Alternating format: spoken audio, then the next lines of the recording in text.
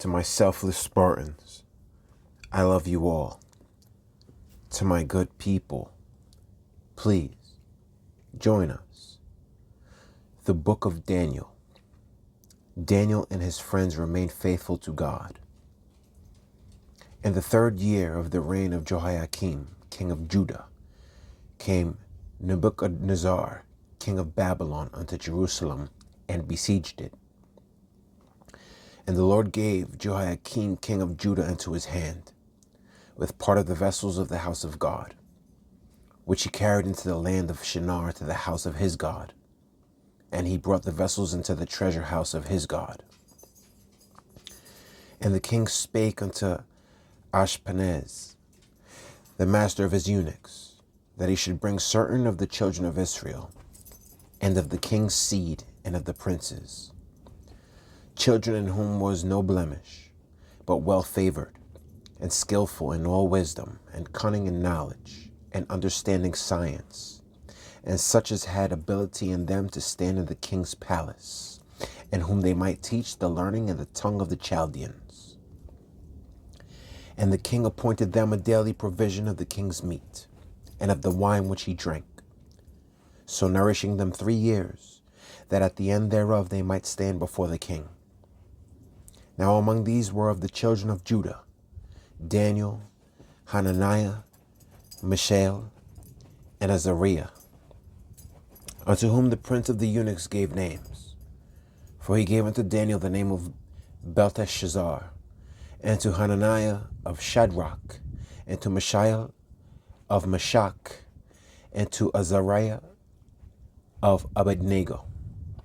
But Daniel purposed in his heart that he would not defile himself with the portion of the king's meat, nor with the wine which he drank.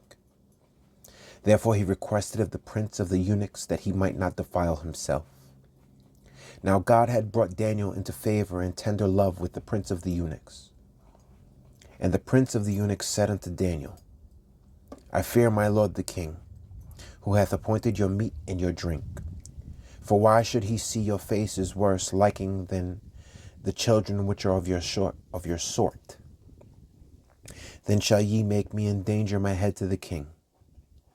Then said Daniel to Melzar, whom the prince of the eunuchs had set over Daniel, Hananiah, Mishael, and Azariah, prove thy servants, I beseech thee, 10 days, and let them give us pulse to eat and water to drink. Then let our countenances be looked upon before thee, and the countenance of the children that eat of the portion of the king's meat. And as thou seest, deal with thy servants.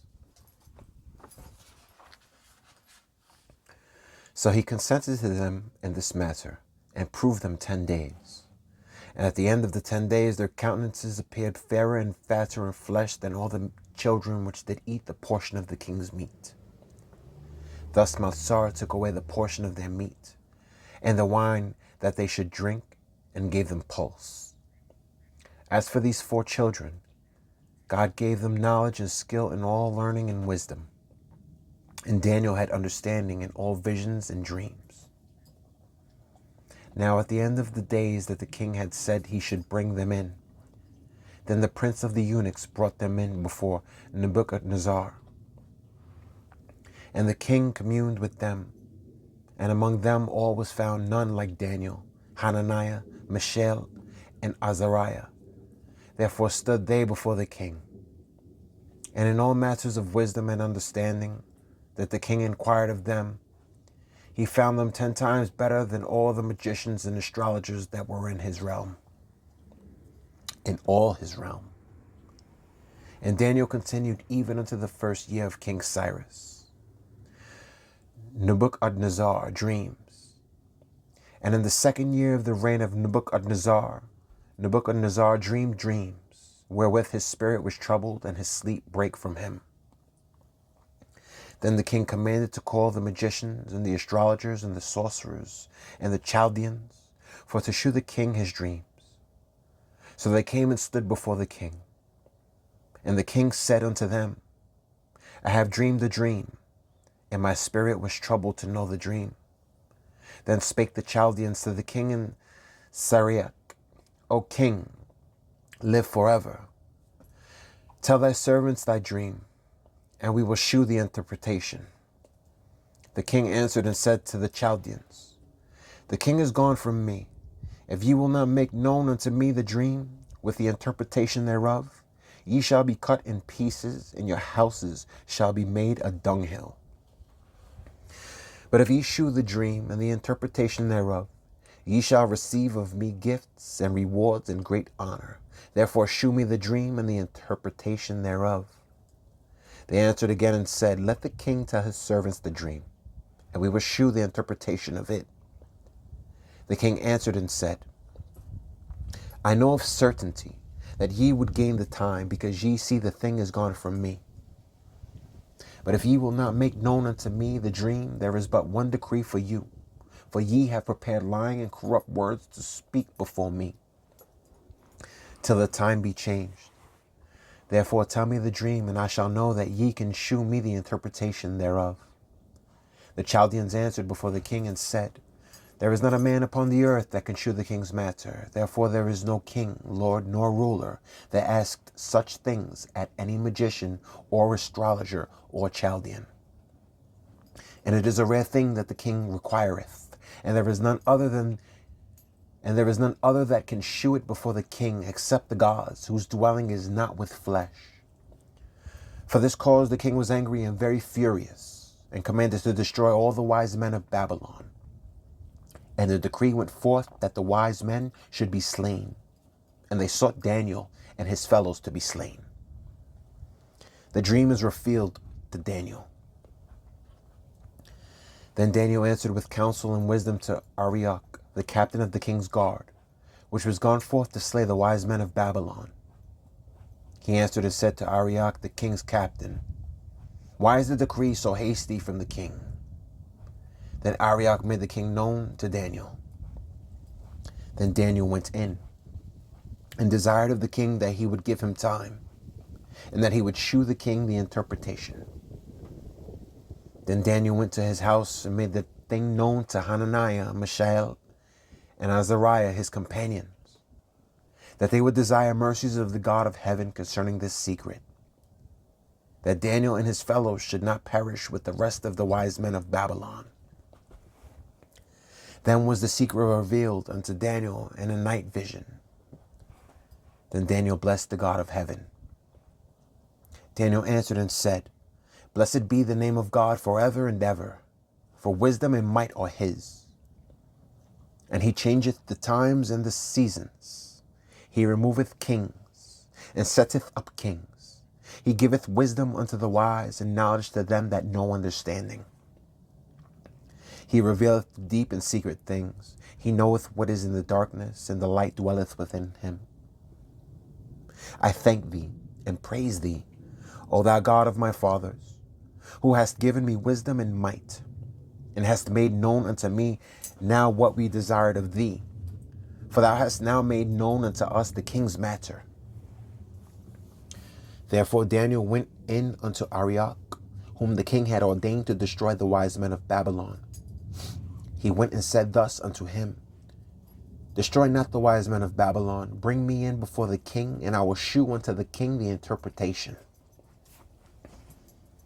Then Arioch brought in Daniel before the king in haste, and said thus unto him, I have found a man of the captives of Judah, that will make known unto the king the interpretation. The king answered and said to Daniel, whose name was Belteshazzar? Whose name was Belteshazzar? Art thou able to make known unto me the dream which I have seen, and the interpretation thereof? Daniel answered in the presence of the king, and said, the secret which the king hath demanded cannot the wise men, the astrologers, the magicians, the soothsayers, shew unto the king. But there is a God in heaven that revealeth secrets, and maketh known to the king Nebuchadnezzar what shall be in the latter days. Thy dream and the visions of thy head upon thy bed are these. As for thee, O king, thy thoughts came into thy mind upon thy bed, what should come to pass hereafter. And he that revealeth secrets maketh known to thee what shall come to pass. But as for me, this secret is not revealed to me for any wisdom that I have more than any living, but for their sakes that shall make known the interpretation to the king, and that thou mightest know the thoughts of thy heart. The dream. Thou, O king, sawest and behold a great image. This great image, whose brightness was excellent, stood before thee, and the form thereof was terrible. This image's head was of fine gold, his breast and his arms of silver, his belly and his thighs of brass, his legs of iron, his feet part of iron and part of clay.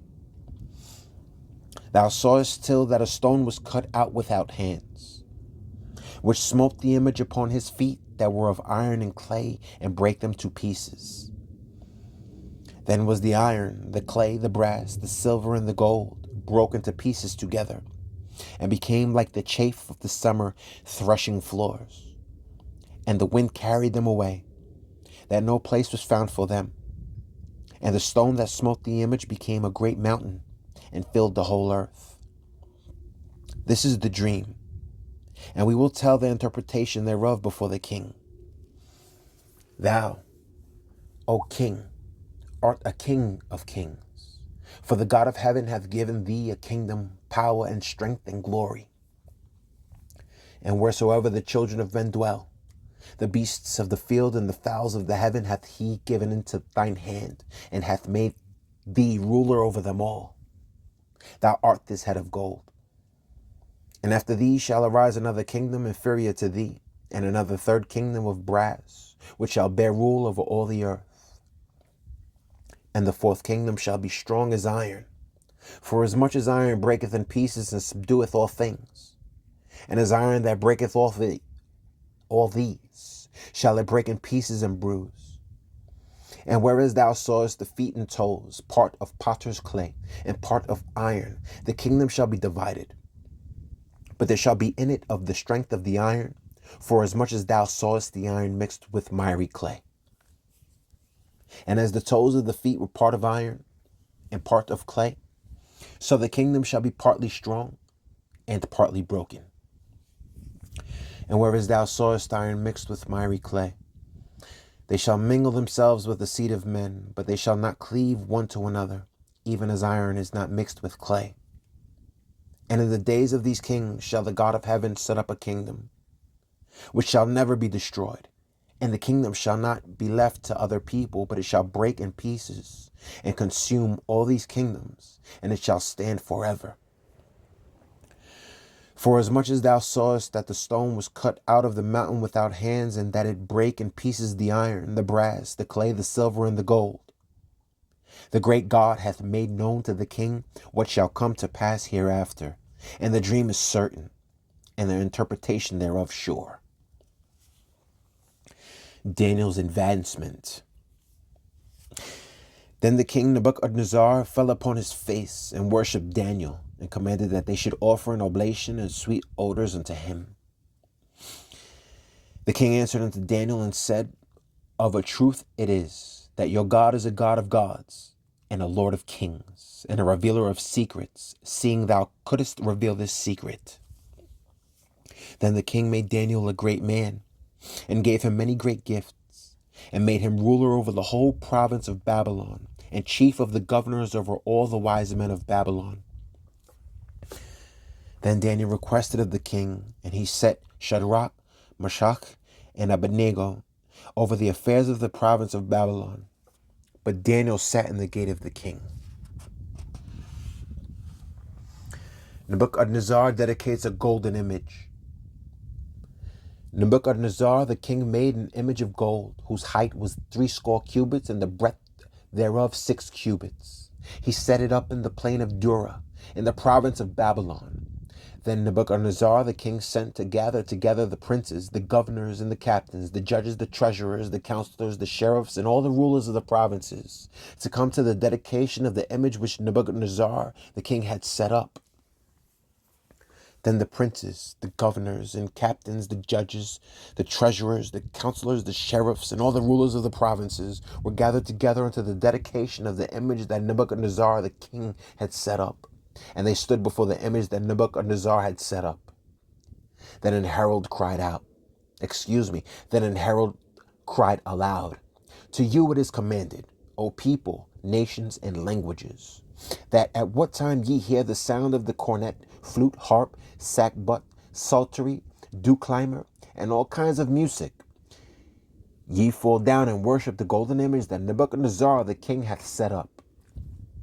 And whoso falleth not down and worshipeth, shall the same hour be cast into the midst of a burning fiery furnace. Therefore at that time, when all the people heard the sound of the cornet, flute, harp, sackbut, psaltery, and all kinds of music, all the people, the nations, and the languages fell down and worshipped the golden image that Nebuchadnezzar the king had set up.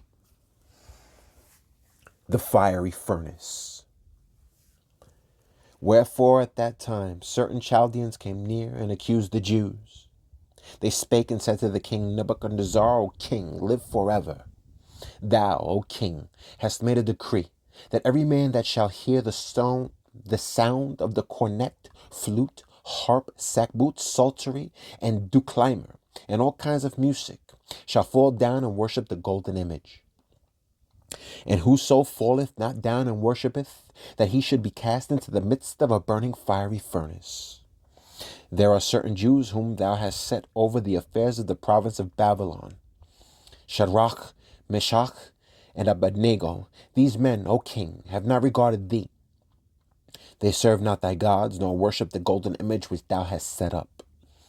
Then Nebuchadnezzar in his rage and fury commanded to bring Shadrach, Meshach, and Abednego, and then they brought these men before the king. Nebuchadnezzar spake and said unto them, Is it true, O Shadrach, Meshach, and Abednego, do not ye serve my gods, nor worship the golden image which I have set up? Now if ye be ready that at what time ye hear the sound of the cornet, flute, harp, sackbut, psaltery, and dulcimer, and all kinds of music, ye fall down and worship the image which I have made, well.